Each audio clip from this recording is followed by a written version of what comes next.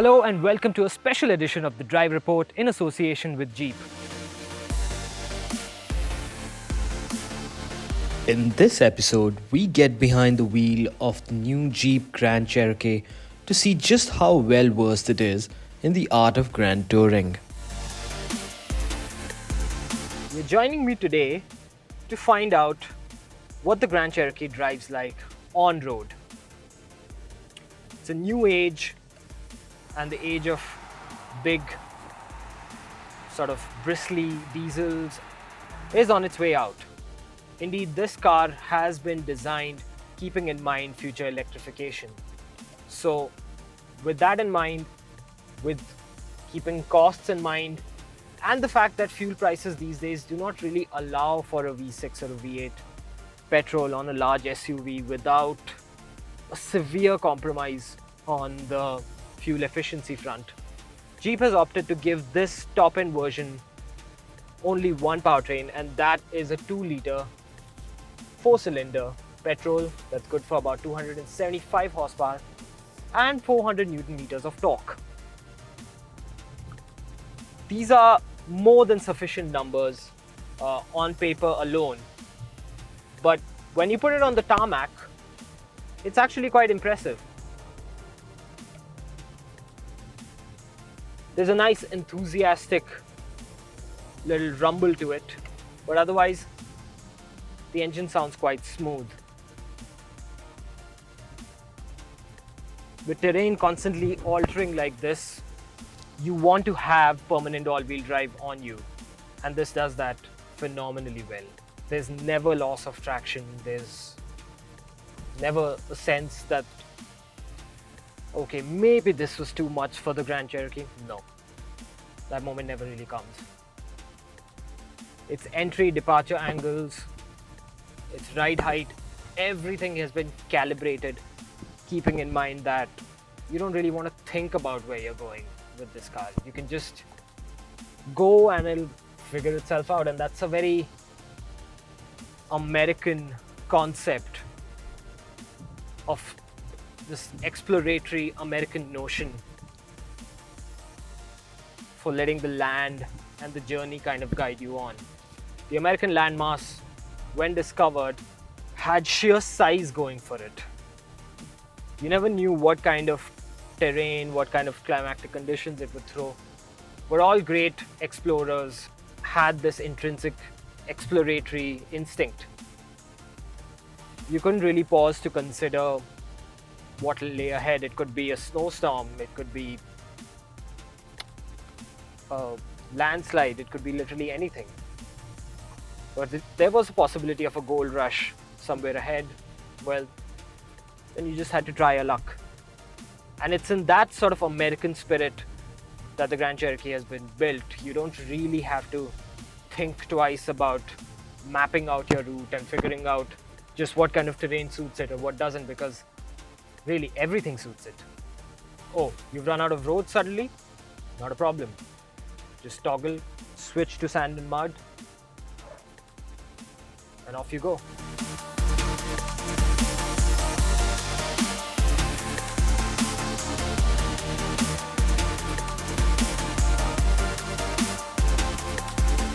There's never really that oops moment that one can have with soft roaders and crossovers. No, this thing rides tall and it rides with extreme confidence, which it automatically transmits to the driver. And 400 Nm of torque, which is spread out very evenly across the power band, just kicks in whenever you need it to. So when you're going off-roading, it's just constantly available. You just have to tap the throttle and it just coasts over. I really like the way the steering responds. On a stretch like this, heading to a very popular hill station, you're likely to encounter terrain that's constantly alternating. 1 second you're on tarmac, the other second you're not. And then you're back on it, and then you're not. And if you really want to optimize the best that a vehicle has to offer, you need to be able to switch those modes very quickly. And that's exactly what this allows. I'm in sport now because I see concrete ahead of me. And suddenly, throttle response is sharp, body roll is contained, and ride quality is just sublime. Now, terrain's over. Off I go into mud. That's fine. There's no elaborate ride height adjustment. There's no hydraulic works. There's no dance like that you have to kind of brace yourself for. You just go. Nothing really stops or seizes the momentum of this vehicle. As the crow flies, you can just keep this running. Keep modulating between the modes that you need on the run. There's no need to slow down. There's no need to pull over, take out a manual or anything like that. Nah. The aluminium monocoque here has been tweaked a little bit, as has the platform, because it's on this generation of the Grand Cherokee that the electrified version will be built. So like a lot of contemporary modern luxury SUVs coming out, this too has geared up for an electrified future.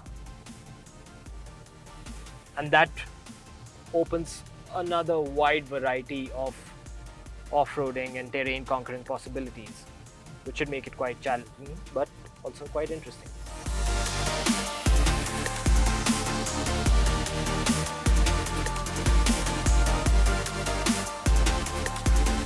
What I also like is the fact that even in sport mode, nothing's really jarring. It doesn't just turn into something overly stiff. It balances out its characters and it knows exactly what the brief is. It knows its homework. It knows what exactly is expected of it, almost very intuitively. And that's comfort with a hint of performance thrown in, with a peppy reactive motor, with a strong mid-range, lots of torque. The sort of torque that doesn't make you miss a diesel powertrain in a luxury SUV.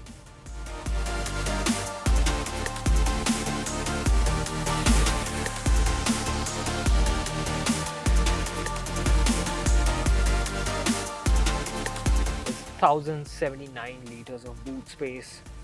There's ample legroom, headroom at the back.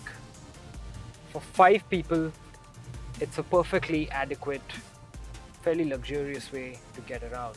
There's all kinds of features that you could really want without, going overboard. And at a smidge over rupees 77 lakh, the car comes in at a price point which is tantalizing, to be very honest. It's a shade stronger than just tempting, because very few brands at this price point give you everything. It's more or less can be a starting point for a full-size but not fully kitted out luxury SUV.